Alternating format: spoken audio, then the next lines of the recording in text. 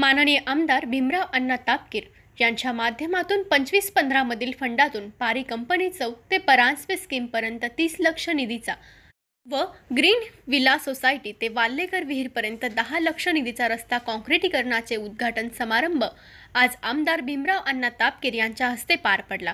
गंधर्व hotel ते परांजपे स्कीमपर्यंत रस्ता काँक्रिटीकरणाचे काम 25-15 फंडातून पहिल्या टप्प्यात पूर्ण झाले होते, परंतु नरे येथील उपसरपंच सागर भूमकर यांच्या पाठपुराव्याने उर्वरित रोडसाठी 30 लाख निधीतून हे काम पूर्ण करण्यात येणार आहे।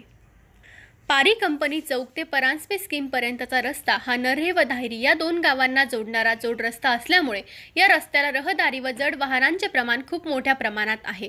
मात्र रस्ता काँक्रिटीकरणाच्या कामामुळे येथील वाहतूक व्यवस्था सुरळीत होऊन वाहतूक कोंडी टळणार आहे। सदर उद्घाटनाप्रसंगी जिल्हा परिषदेच्या सदस्या माननीय जयश्रीताई भूमकर, त्याचबरोबर सरपंच सौभाग्यवती मीनाक्षी वनशिव, उपसरपंच सागर भूमकर, माननीय उपसरपंच अली कुटे, माजी उपसरपंच सुशांत कुटे, सौभाग्यवती धनश्री भूमकर, सौ सुवर्णा खेडेकर, ग्रामपंचायत सदस्य सुप्रिया भूमकर, श्री सत्यवान भूमकर आदी मान्यवर उपस्थित होते। कंपनी ते गंधर्व हॉटेल या रस्त्याचं भूमिपूजन होत आहे। हा कित्येक वर्ष या रस्त्याला ग्रामपंचायतीकडे असणारा निधी कमी पडत होता, त्यामुळे या रस्त्याचं काम होत नव्हतं।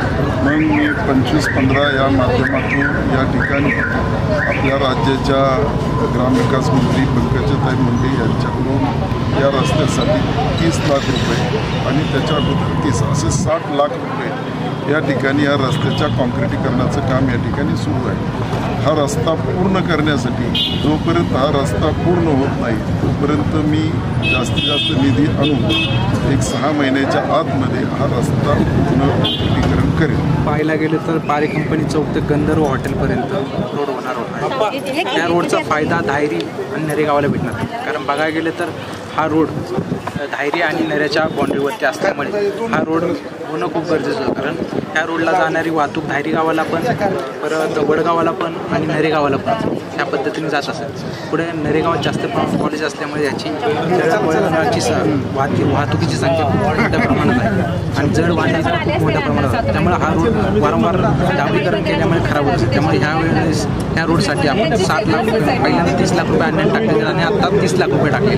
तर हा रोडची रुंदी 5 मीटरची आणि लांबी जवळपास 300 मीटरची होणार आहे। हा रोड पूर्ण होणार आहे आणि ह्या रोडची क्वालिटी M30 मध्ये वाचल्यामुळे हा रोड टिकाऊ पद्धतीचा होणार आहे।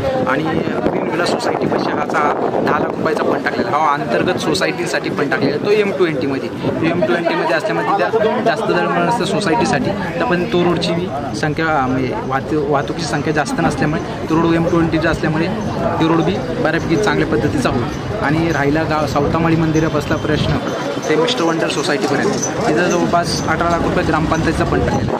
उपसरपंचच्या नात्याची सोसायटीची आपल्या मिस्टर वंडर सोसायटी असेल, स्वप्नशिल्प असेल किंवा संत सावतामाळीतले भूमकर वस्तीतली जनता असेल, त्यांची वारंवार आम्हाला मागणी असायची तिथं रोड करून मिळावा, तर ते रोड करण्यासाठी त्यांनी मागणी केली आणि आम्ही तो रोड कसा पूर्ण करता येईल याचं आत्ता आम्ही तुम्हाला उद्घाटन आज पार पडलेलं आहे। आपल्या नरेगावात त्यांनी उद्घाटन घेतले आहे, त्यांच्या फंडातून आणि त्यांच्या मार्गदर्शनातून आम्ही वारंवार त्यांना आम्ही फंड मागतो, ते वारंवार आम्हाला देतात, सहकार्य करतात।